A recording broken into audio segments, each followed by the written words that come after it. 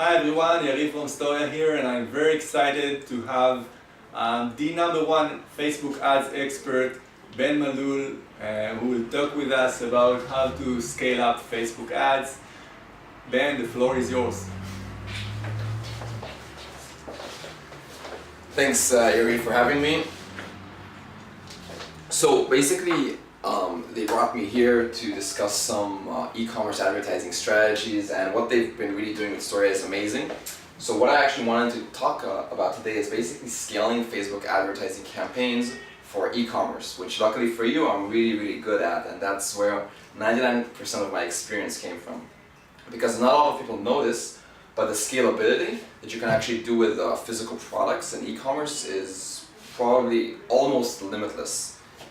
And especially if you're doing like drop shipping, where it's literally you're just scaling, and the more you scale, the more money comes in, the more demand you can give, the more demand, the more supply that you can give. So that's why it's really important that you understand how this works, and if you utilize it correctly, you're gonna see phenomenal results. Because with scaling, it's probably the #1 bottleneck that people usually have with e-commerce. You have a profitable campaign, and then you're thinking, okay, how do I scale this without compromising ROI, which is the biggest factor. A lot of people can scale, and you probably tried it, and you just notice that, well, okay, I tried scaling, and for some reason my CPAs are triple, even more sometimes, than my original ads, and that's what happens a lot with scaling. So what I wanted to talk about is a structure that, I'm not going to say it does not compromise ROI, because any scaling will compromise ROI, and if anybody tells you otherwise, they're lying. Any scaling that you do will compromise some ROI.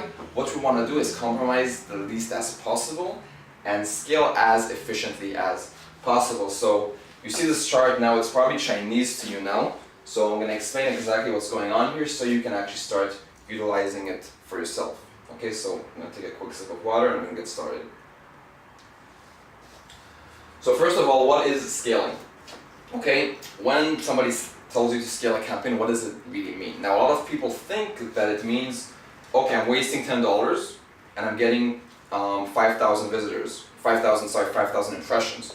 So that means if I spend $1,000, I'm gonna get 500,000 impressions, right? Because it's times 500, right? So that's not true. That's not the case. It's not if you spend more, you're gonna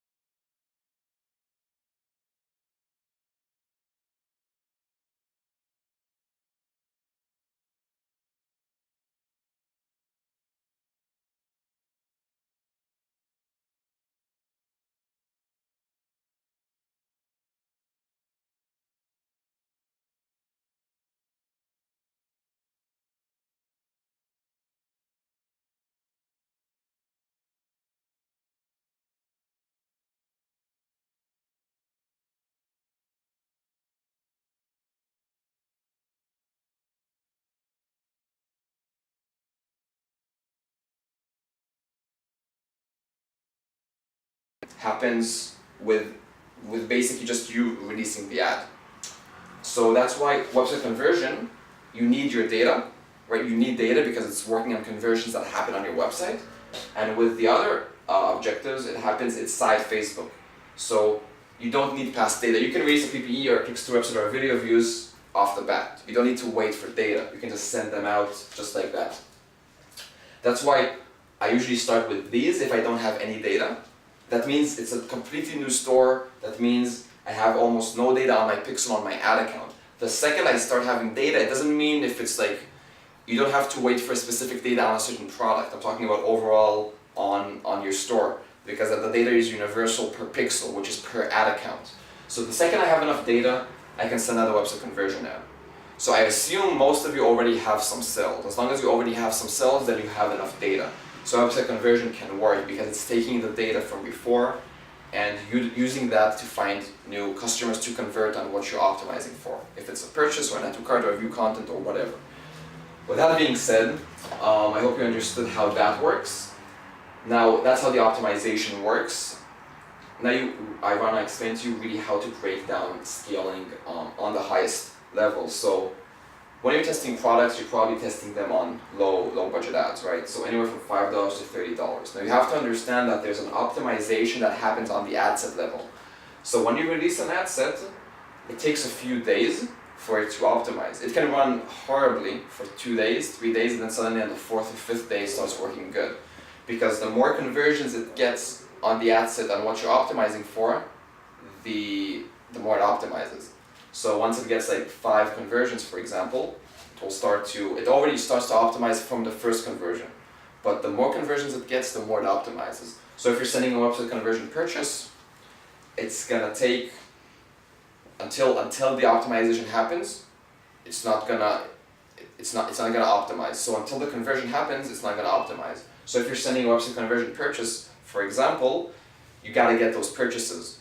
Now sometimes you won't get those purchases, right? So do we wait till we get purchases or do we close the ad? So that's something that you want to test and see. If it's been a few days and you're not getting the conversion, then after 4 days you can probably close it. Now the more expensive the product, the more rarely you're getting these conversions, because it takes longer for you to basically get those conversions, because when it's more expensive, you know there's less customers. So that's why you want to let a test ad run anywhere from like 3 to 4 days. And then it's going to start to optimize once it gets that conversion. So if you're optimizing for purchase,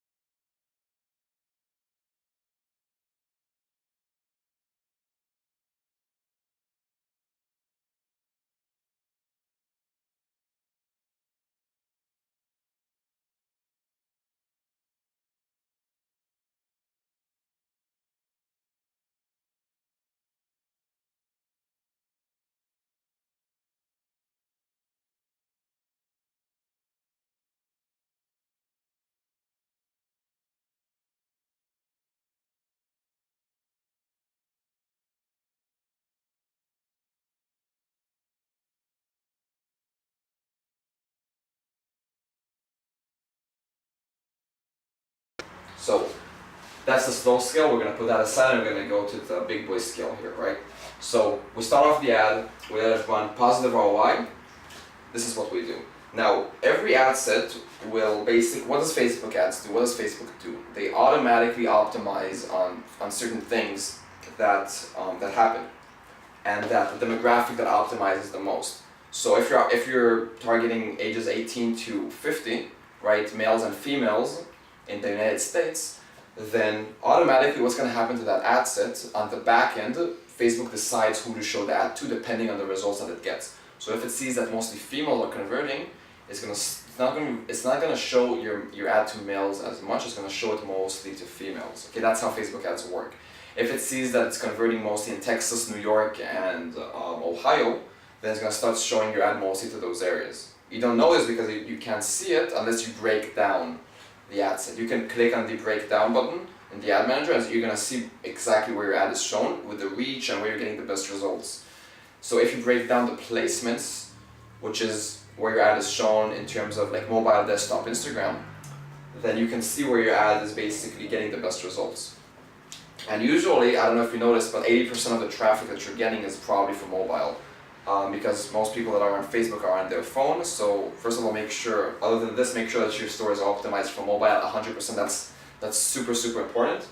But other than that, you'll notice that if you break down the ad set, you'll see where your ad set is shown the most. If you do that, you break down the placement, I want you to break it down to placements.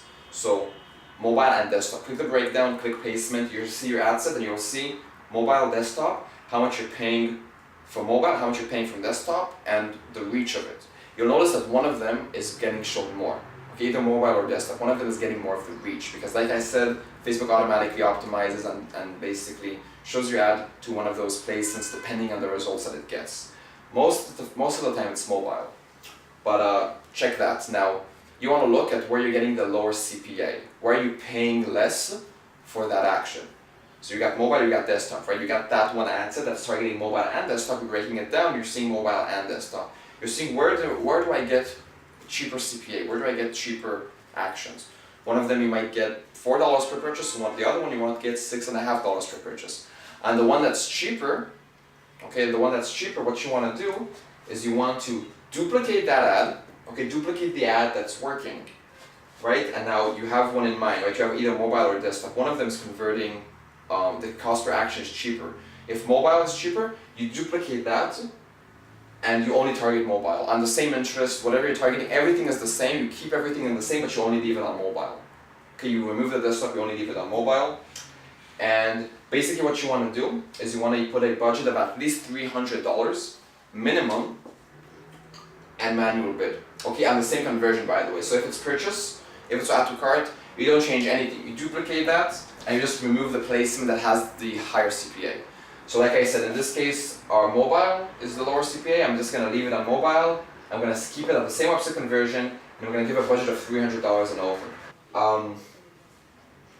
So a quick disclaimer, I only run this type of scaling method to audiences, if my audience is below 500,000. Sorry, if my audience is over 500,000.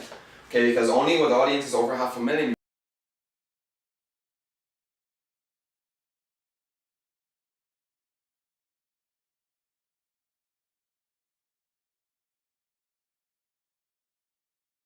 I'm not thinking of making a few thousands from a product. I'm thinking how can I scale it to a few tens of thousands, if not hundreds of thousands, right?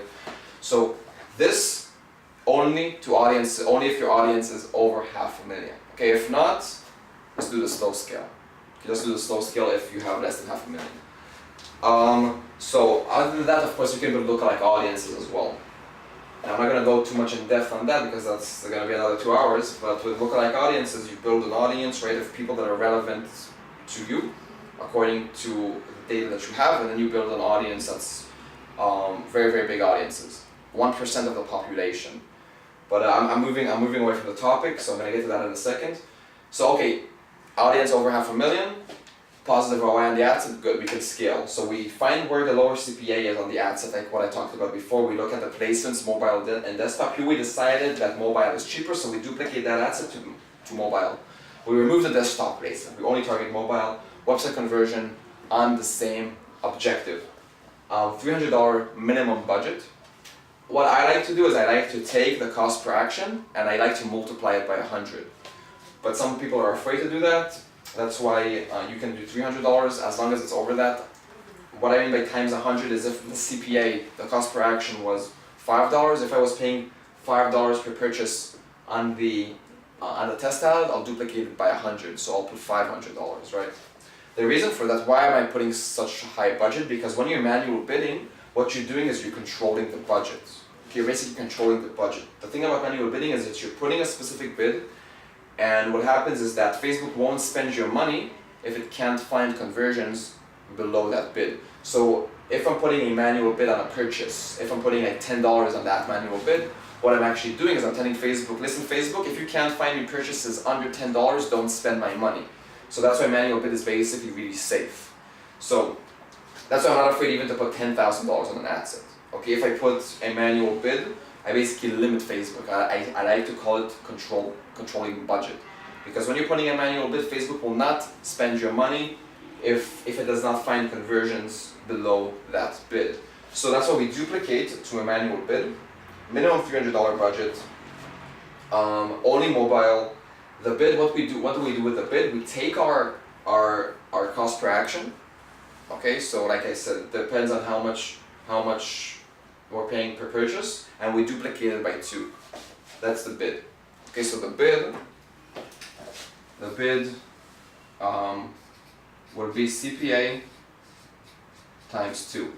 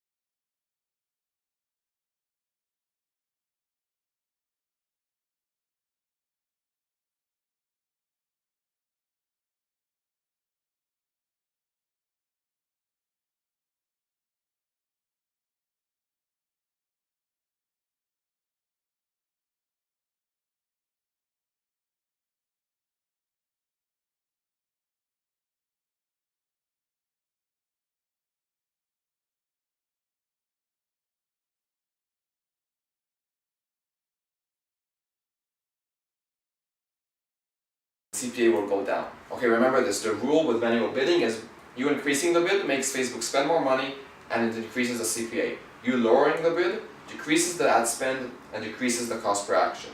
Okay, those are the 2 rules that you need to remember. So, if you're spending money and the cost per action is expensive, by you reducing the bid, you're going to lower the cost per action and you're going to lower how much the ad set is spending. Okay, so you keep doing that until you get to a point where you're okay with the CPA.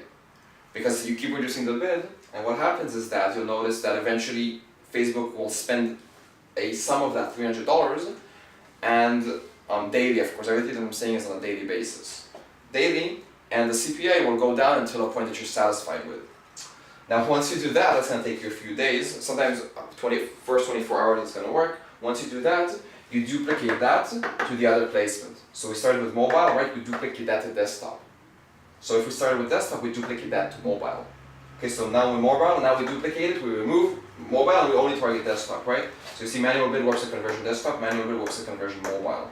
We start with what we have the lower CPA and the test ad. Remember what I talked about? And then once it starts working and we got it all figured out and it's good, we just duplicate that to the different placement and we do the same exact process. Okay, we multiply the CPA times 2, that's our bid, and we decrease it slowly until we get to a sweet spot, okay? Now these 2 ads are basically, the thing about manual bidding is that the bid controls how much the money is spent. By me saying the daily budget is $300, I'm not expecting Facebook to spend these $300 every day. Because I'm doing manual bidding, it's going to limit it. It's not going to spend everything, because once I release the bid, I reduce it and reduce it and reduce it, it's going to find me more cheaper and cheaper conversions, but it's actually going to spend less and less and less. That's how Facebook works. Okay, it's an auction system. The more you're bidding, the more you're letting Facebook spend, the more you're letting Facebook compete you with other advertisers. The less you spend, the less it lets you to compete, the lower your CPA. And then after you do these two should work pretty good. That's where you're starting to get, that's when you're actually starting to make good money. You can start scaling to the lookalike audiences. If you don't know what the lookalike audience is, I'm gonna give you a quick explanation, but research it because, like I said, I don't wanna get this too long. It can go a full hour. The lookalike audience, you build it off a conversion. So you can make a lookalike audience from all the people that bought from you, or all the people that added to cart, all the people that visited your website. And that lookalike audience is a huge audience of 2 million. That's if you do it from the United States. A huge audience that you can basically do this whole process to again. So after you do this, you do it to the lookalike audiences as well, and you basically do the same process. You send out the ad, you send out a test ad to the lookalike audience, by the way. So that's why these errors are not really correct, because I will not scale to a lookalike audience before testing it. Remember, a lookalike audience is just like any other audience, right? It's still an audience that you want to test and see if it even works. So test ad, I will still start with a test ad on the lookalike audience, right? So this test and this test as well. Okay, before you scale on a lookalike, you want to test them. So how do you test? Same thing like you tested before.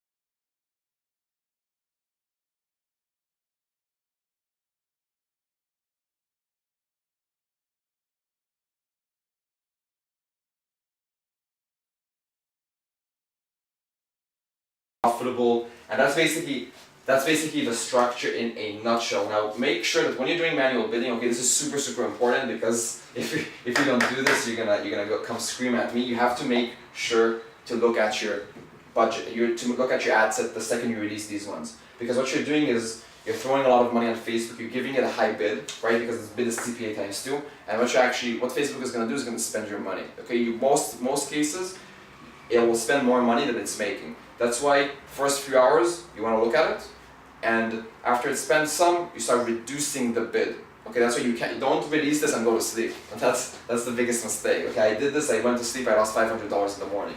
Make sure to look at it at least the first 2 hours. Make sure that it's not spending all your money, because once it starts spending a lot, after it spends like $100, you want to look at the CPA. Is it good? Is it making money? If it is, you just keep it as it is. Great. If it's not, you reduce the bid. You have to reduce the bid until it gets to a point where you're satisfied with how much it's spending and you're satisfied with the cost per action. And again, if once this works, you build lookalike audiences from the data, and you do this whole thing to the lookalike audiences, and that's basically it with this. Again, if you don't want to get into this and this is a little bit too complicated for you and you're afraid to do this, there's no actual reason, by the way. I don't want you to think that it's like, oh my god, I don't want to lose all my money. It's usually not like that, because if you control the bid, if you keep on it for like 1-2 hours, then you'll see how much it's spending, and then you can, with that, you can just keep reducing it until you're happy with how much the asset is spending. But you have to keep a lookout on the bid. Remember, the bid is the only thing you control. The bid is the only thing you play with. The budget, you don't need to touch it, because by you playing with the bid, you're basically telling Facebook to spend less money. Okay, it's as easy as that. Reducing bid, Facebook spends less money. Increasing the bid, Facebook will spend more money. So if it's spending too much, you're losing money, you reduce the bid. Now you have to look at this on a daily basis, right? Every few days, look at your bid. Is the ad still working good? If it isn't, change the bid accordingly, right?